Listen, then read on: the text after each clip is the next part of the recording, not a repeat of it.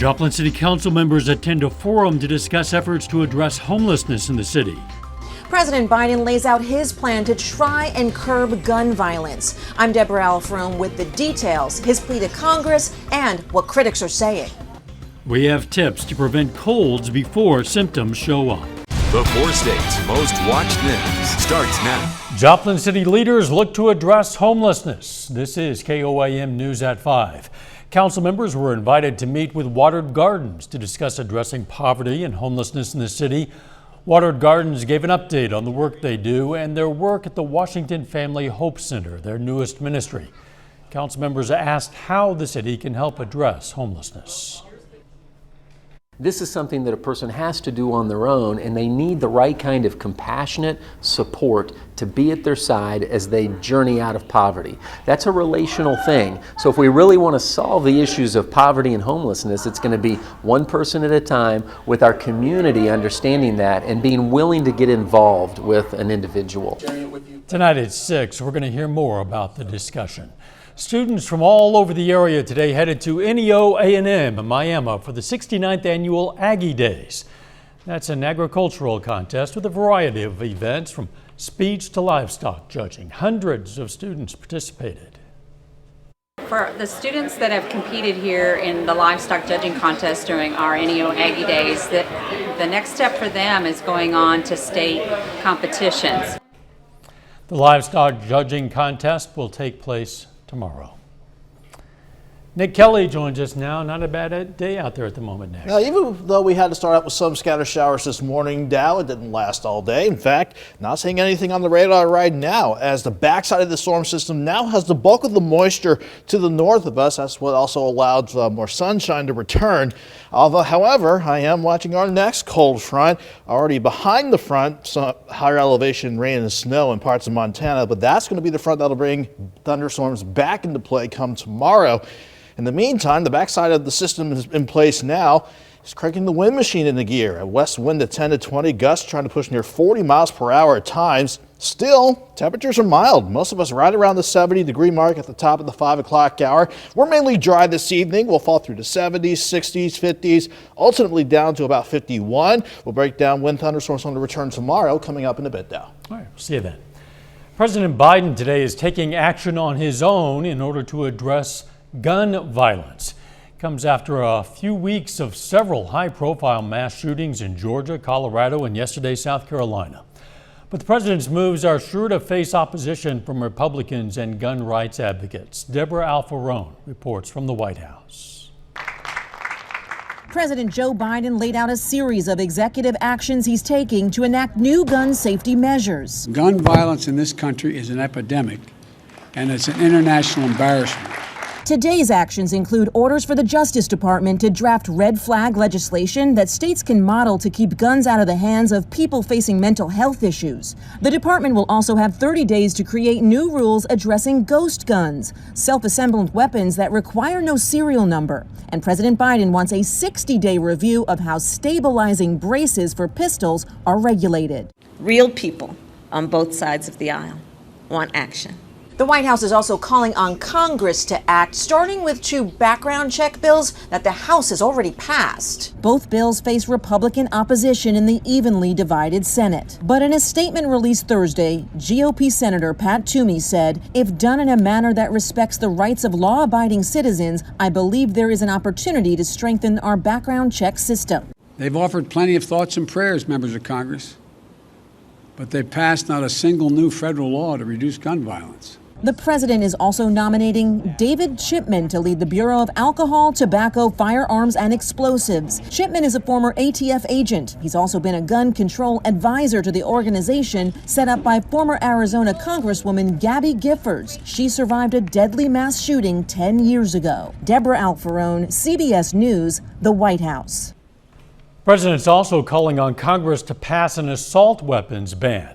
In a statement, the top House Republican Kevin McCarthy says his caucus will strongly oppose the president's actions, which he calls an infringement on the right to bear arms. But in today's remarks, President Biden said charges that he's infringing on the Second Amendment are, quote, phony arguments. And that brings us to today's KOAM News Now Instapoll question. Should sales of build-your-own gun kits be subject to the same regulations as pre-assembled guns? To participate in the poll, go to KOAMnewsnow.com. Results are updated live, and we're going to check in on them a little bit later in this newscast. Authorities in South Carolina are trying to figure out what led a former NFL player to allegedly kill a prominent doctor, his wife, 2 grandchildren, and another man before turning the gun on himself. Police say 33-year-old Philip Adams carried out the mass shooting at the Rock Hill home of 70-year-old Dr. Robert Leslie yesterday. Leslie lived near Adams' parents and once treated that football player. A 6th person was shot multiple times but did survive. Prosecutors called a lung specialist to the stand in the murder trial of Derek Chauvin today. Dr. Tobin Martin testified Chauvin's 2 knees on George Floyd's back and neck for more than 9 minutes made it impossible for Floyd to take in enough oxygen to sustain life. Chauvin's defense has tried repeatedly to claim Floyd died from underlying health issues and illegal drugs, the use of drugs such as fentanyl. The pulmonologist says video proves Floyd was breathing normally before he died, before he was penned. He said if fentanyl had been a factor, his breathing rate would have been significantly slower. Still ahead, climate scientists say a meadow of underwater grass could be the key to combating climate change. And next in Health Watch, steps you can take to prevent a cold even before you develop symptoms. New study from the University of Birmingham finds cognitive deficits in childhood could lead to mental health issues in adolescence and early adulthood. A team of international researchers found links between low attention, poor memory, and lack of inhibition in certain mental health conditions. Doctors say identifying those issues could help to minimize the risk. A new study in the journal Pediatrics finds children are having to wait longer for access to emergency mental health treatment. Between 2005 and 2015, 6-hour ER visits for children with mental health issues jumped from 16 to 24% for those seeking immediate care. Visits lasting longer than 12 hours surged from 5 to 12%. Each year, Americans suffer 1 billion colds. Adults average about 2 to 4 colds a year, and it can take up to 2 weeks to start feeling better. But doctors say there are ways to prevent colds even before symptoms begin. A cough, a sneeze, a runny nose, and a fever. They're all unwelcome symptoms of the common cold. The good news, certain measures may help you stop a cold before it starts. First, try a humidifier. Dry mucous membranes can hinder your body's ability to trap and eliminate germs as they enter your system. Also, stop touching your face. One study found participants touched their face an average of 16 times per hour. Make sure your phone stays clean, too. A study found cell phones may carry about 10 times the number of bacteria as toilet seats. And get serious about hand washing, scrubbing for at least 20 seconds, getting between your fingers and underneath your nails. These are effective and generally safe and easy practices that everyone should be doing as they go about their daily routine. Also, you may want to take a vitamin D supplement. Research shows people who lack this vitamin are more likely to suffer an upper respiratory infection. Some studies suggest taking 400 international units a day can prevent infection. And make sure that you're well rested and you get a good night's sleep. Now, that's a risk factor for getting sick for sure. One study found participants who regularly got less than 7 hours of sleep were 3 times more likely to come down with a cold than those who slept 8 or more hours. Probiotics may also protect you from the common cold. A New Zealand study found rugby players who took a probiotic supplement experienced significantly fewer colds and GI infections than those who took a placebo. Teens who frequently see billboards or storefront ads for marijuana are more likely to use the drug and have symptoms of cannabis use disorder. Research in the Journal of Studies on Alcohol and Drugs found those teens were 7 times more likely to use than their peers who never saw the ads. A study in the online issue of Neurology found losses in both hearing and vision may double the risk for dementia. Researchers say both impairments may increase the risk of isolation and depression, which can affect dementia risk and thinking skills later on. Nick Kelly is up next with his complete 7-day forecast, and a little bit later, a look at the latest weekly jobs report from the Labor Department.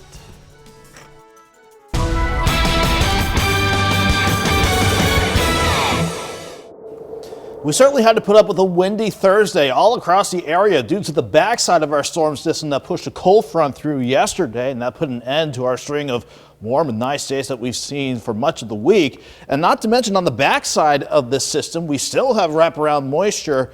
Well, I should say earlier today had wraparound moisture results in mostly cloudy skies. Needed some scattered showers to start the day. But like we advertised the other night, these rain chances wouldn't last all day. Now they have moved on to the north and east. I see us drive right now in our area on the radar network. But as long as that system's still around, the wind machine just keeps cranking out of the west. Sustained winds throughout the day, 10 to 25 miles per hour. We're not even talking about the gusts. They've been ramping up higher than that. Wind gusts throughout the afternoon, especially pushing 30 to almost 40 miles per hour. And even though this wasn't a colder breeze, definitely cool temperatures down compared to the string of mid to upper 70s over the past several days. And I can't argue, it looks nice from our station's rooftop looking back toward Joplin. It's mild due to that west wind at 20 and gusts near 32. We're at 71 in Joplin. Everyone's right around 70 degrees from about Joplin points to the north, where we dropped to 66 in Nevada. But some of you have snuck into the lower to middle 70s for this afternoon so far. But enjoy this evening temperature wise, because as soon as we get past sunset, we'll drop to the 60s by 8 o'clock, mid 50s by midnight, down to about 51 as we head into tomorrow morning. Back to the maps we go. Let me show you where that storm system is now. Still churning slowly across the upper Midwest. Here's that area of low pressure, still keeping that wind in gear across our area. Cold front well to the east. But already our next cold front to the north and west wants to start heading our way. And that will happen once we get this upper low still affecting our weather to lift north and east. Then we'll see this low near Montana push that front our way, especially by tomorrow afternoon. In general, I don't see any big problems other than the wind that'll continue as we get through the rest of the evening. But I want to keep an eye late tonight, 9, 10, 11 o'clock. This little ripple of energy on the backside of the system might try to bring a random shower our way in our southern counties. That's pretty much about it. Otherwise, we're mostly clear overnight. Lows drop back into the lower 50s, and we're dry for much of the morning and to start the afternoon out as we head into Friday. And as a result of that, and just ahead of the approaching cold front, we'll be warming up quickly. 51 in the morning, 72 by noon, highs near 78. But note the thunderstorm icon as soon as we hit 4 o'clock, because ahead of that front, moisture pulls in. We'll see scattered storms, maybe some strong ones develop, mainly for the southern half of the viewing area. But the better action for any stronger or severe storms stays well to the east of us, with some lingering showers trying to hold on as we head towards Saturday. And as far as rain amounts with this next system, we can see on the low end, 1/10 to half an inch. But if we see those thunderstorms bringing some heavier pockets of rain, we could see some isolated 1 to 1.5 inch spots before we see at least a dry day to salvage the coming weekend. 78 tomorrow, 59 for a chilly Saturday, but mostly sunny and nice for Sunday with highs near 73. The more rain chances next week, Dow, with highs right around 60, which is a bit chilly for April. But overall, not too bad, and Sunday in particular looks pretty nice. That is the pick day of the weekend. Thanks, Nick. Coming up, a key to combating climate change could be underwater. First, though, we honor a local World War II veteran. Lawrence Boyer served in the U.S. Marine Corps from 1942 to 1946. With connections to Pittsburgh and Stark, Kansas, he was stationed in the South Pacific and China, and we salute Captain Lawrence Boyer, a four-state hero. Despite a stellar March jobs report, jobless claims continue to tick higher. According to the Labor Department, another 744,000 people filed for unemployment benefits last week. That figure was more than economists had expected and a slight increase from the week prior. Finance leaders from G20 nations are taking up setting a global minimum corporate tax rate. The discussions were sparked earlier this week after U.S. Treasury Secretary Janet Yellen said a minimum rate would help keep American businesses from heading overseas. An overhaul agreement could come later this year. Target will spend more than $2 billion at black-owned businesses by 2025 as part of its effort to advance racial equality. The retailer plans to add a broad spectrum of products from more than 500 black-owned businesses. Target says it'll also hire black-owned construction and marketing firms. It's one of the largest meadows in the world, and scientists say it's helping to fight climate change. But the lush space isn't where you'd expect to find it. Ian Lee reports. This ship is sailing to a place few have been. It's uncharted waters. Uncharted waters, scientists say, could hold the keys to combating climate change. A look below the waves in this corner of the Indian Ocean reveals a carpet of green for miles and miles. It appears that it is the largest contiguous seagrass bed ever, globally. Scientists say seagrass like this underwater meadow captures more planet-warming carbon dioxide per square mile than a forest. That's a lot, considering the plateau is roughly the size of Switzerland. It stores carbon, so it's our biggest tool against the climate crisis. It's also home to a lot of sea life. It was simply amazing. A lot of seagrass, corals, small schools of fish. But environmental experts say seagrass is in danger, with the world losing a football field's worth every 30 minutes because of human activity. Activist Shamat Sanduya dove deep to get the message out. We're demanding climate action, strong climate actions, which includes protecting this huge area.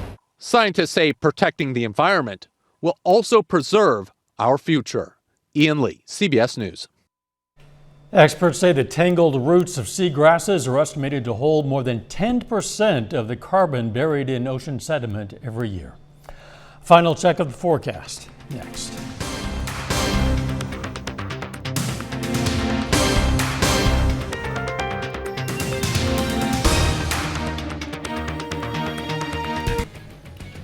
The CBS Evening News is next. Then on KOAM News at 6, we're going to hear more about the city of Joplin's plans to address homelessness in the city. Plus, U.S. Senator from Missouri Roy Blunt stops by Joplin to tour Mercy Hospital. And an area school teaches kindergartners how to ride newly purchased Strider bikes. Stay with us for the CBS Evening News and then KOAM News at 6. Let's take another look at our KOAM News Now Instapoll. We told you earlier President Biden has taken action to curb gun violence in the U.S. We're asking, should sales of build-your-own gun kits be subject to the same regulations as pre-assembled guns? So far, 62% say yes, 38% say no. Still have time to vote at KOAMNewsNow.com/vote or through the KOAM News Now mobile app. We're going to have the final results on the poll on KOAM News at 6. What do you call a grouping of jellyfish? Well, residents in the northern Italian port town of Trieste found out when a smack of jellyfish swooshed into their harbor. Local residents took to social media to show their array of video and pictures of the groupings, which experts say was one of the biggest to be found in the Mediterranean Sea. Environmental groups say the unusual gathering was probably down to particular winds, probably due to that, and currents that had pushed the jellyfish into the harbor. They remained on top of the water where the temperatures were warmer and where they would find more plankton. A smack of jellyfish. It's always interesting, like all these names for big groups of animals, like a covey of quail, a smack of jellyfish. A murder of crows. I would call that a mess of jellyfish. Yeah. Whatever, it's a lot of jellyfish. Absolutely. The weather. We're keeping things mainly quiet this evening. Dow temperatures turning chilly again. We'll drop back into the lower 50s. I'm seeing 78 for a high tomorrow. We're dry to start Friday, but thunderstorms on the pick up Friday afternoon, Friday night, and taper off as some lingering rain chances on Saturday. Thanks for joining us. CBS Evening News is next. Of course, we're going to be right back here at 6. In the meantime, let's take care of ourselves and each other.